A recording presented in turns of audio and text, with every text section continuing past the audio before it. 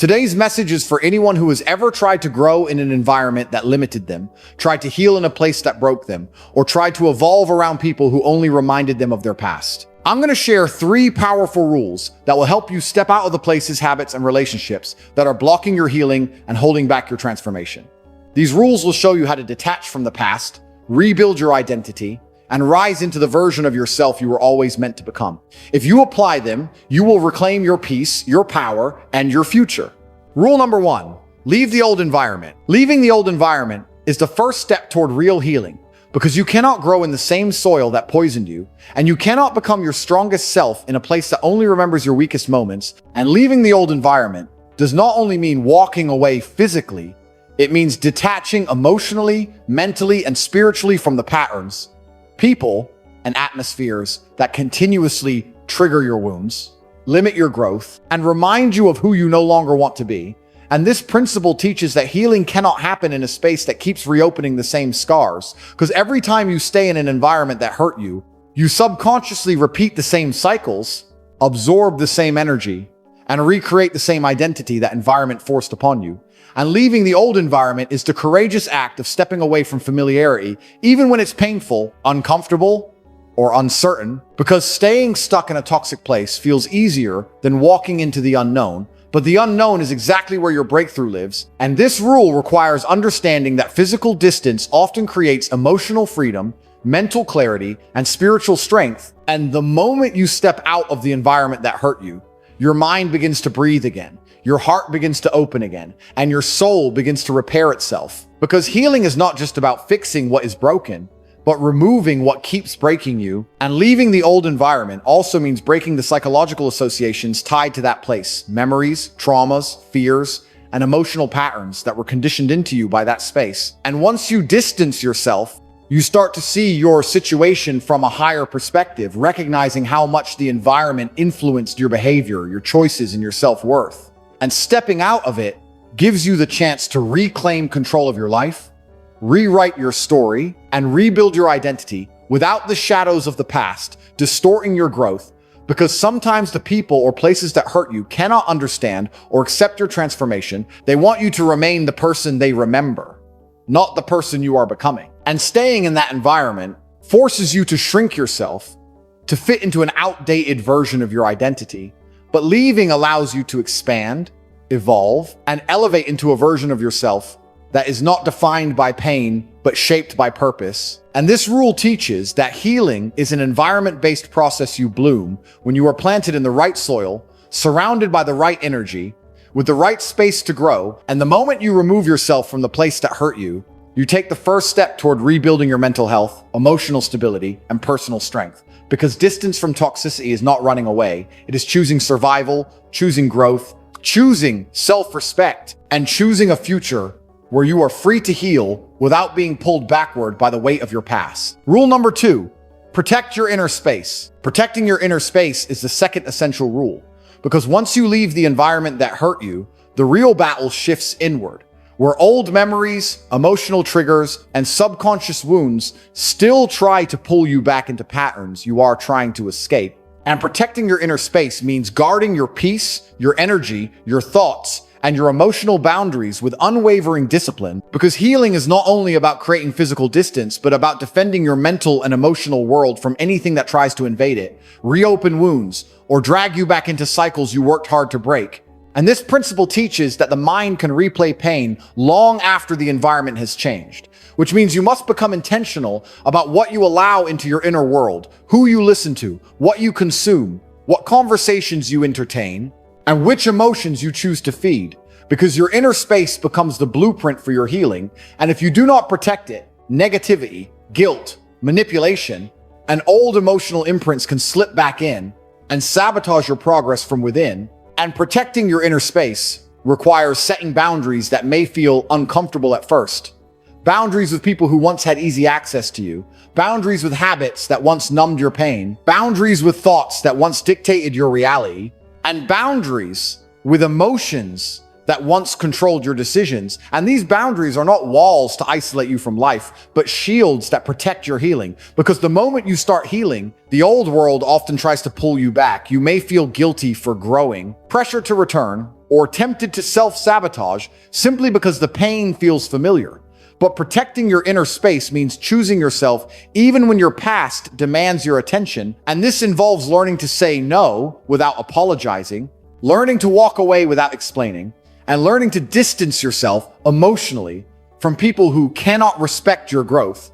Because healing requires peace, and peace cannot exist where chaos has free access to your mind. And protecting your inner space also means being mindful of what you give your focus to, because focus is energy, and energy shapes emotion, and emotion shapes identity. So if you continuously feed your mind with negativity, past memories, or anything that reinforces your pain, your healing slows. But when you feed your mind with strength, clarity, positivity, and self-worth, your healing accelerates. And this principle also requires being selective with people during your healing journey, because not everyone deserves access to you while you are rebuilding yourself. And some people are unintentionally harmful. They may not want to hurt you, but they remind you of who you used to be, or they carry energies that drain your progress. And protecting your inner space means keeping your distance from those who trigger your wounds, question your growth, or minimize your healing, while surrounding yourself with people, even if very few, who support your evolution, respect your boundaries, and honor your journey. And protecting your inner space also requires learning emotional discipline, the ability to regulate your thoughts instead of letting them spiral, the ability to sit with discomfort without letting it consume you, and the ability to recognize when your mind is trying to drag you back into old identities. Because healing happens when you take control of your inner narrative and refuse to let old voices dictate your new self. And when you commit to protecting your inner space daily, you build a strong internal foundation that cannot be shaken by external chaos, meaning you become grounded, resilient, and emotionally stable, capable of healing deeply without being hijacked by the past. And over time, this internal protection becomes your superpower, because nothing and no one can access the parts of you that you keep sacred. And that sacred inner space becomes the birthplace of your strength, your clarity, your emotional rebirth, and your new identity, making the protection of your inner space not only a healing strategy, but a life-changing discipline that shapes who you become.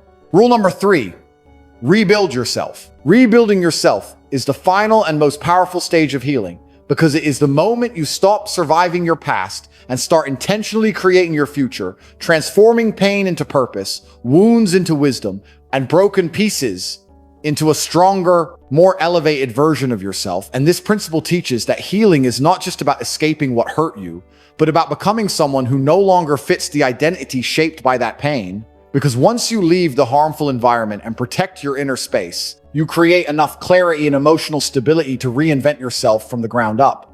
And rebuilding yourself new means unlearning everything that pain taught you, unlearning the belief that you are not enough, unlearning the fear that you will be hurt again, unlearning the idea that you must stay small to be accepted, and unlearning the emotional habits that kept you stuck in cycles of doubt, guilt, and insecurity. And this stage requires redefining who you are without the influence of past trauma, without the opinions of people who misunderstood you, and without the emotional limitations placed on you by environments that never nurtured your growth.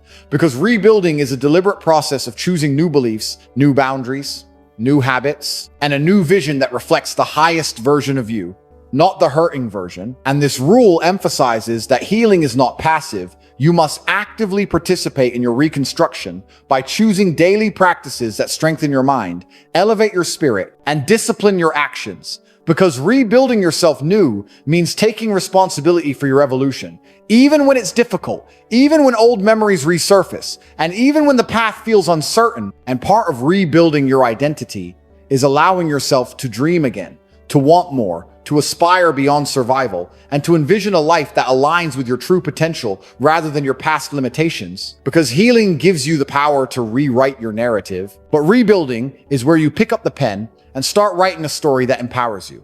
And rebuilding yourself new also means embracing growth with patience, understanding that becoming your new self takes time, discipline, and consistency. and that every choice you make either reinforces your old identity or anchors your new one. And this is why you must be intentional. Intentional with your words, intentional with your habits, intentional with who you allow into your life, and intentional with how you treat yourself on difficult days. Because the new version of you is built through daily repetition of self-respect, self-discipline, and self-belief. And rebuilding yourself new also means breaking free from emotional patterns you inherited from past relationships, toxic environments, or old versions of yourself, and choosing healthier ways to cope, respond, and think. Because the healed version of you does not operate from fear, pain, or insecurity, but from awareness, strength, and confidence. And this rebuilding process will challenge you because the mind naturally gravitates toward familiar patterns, even painful ones. But rebuilding is the act of choosing the unfamiliar, the uncomfortable, and the unfamiliar path that leads to growth, stability, and personal power. And as you rebuild yourself new, you will begin to notice shifts. Your standards rise, your self-worth strengthens, your clarity sharpens, and your old triggers lose their power, because you are no longer the person that environment shaped. And this transformation becomes visible in how you speak, how you think, how you react, and who you allow into your life. And over time, rebuilding yourself new turns you into someone unrecognizable compared to your past self.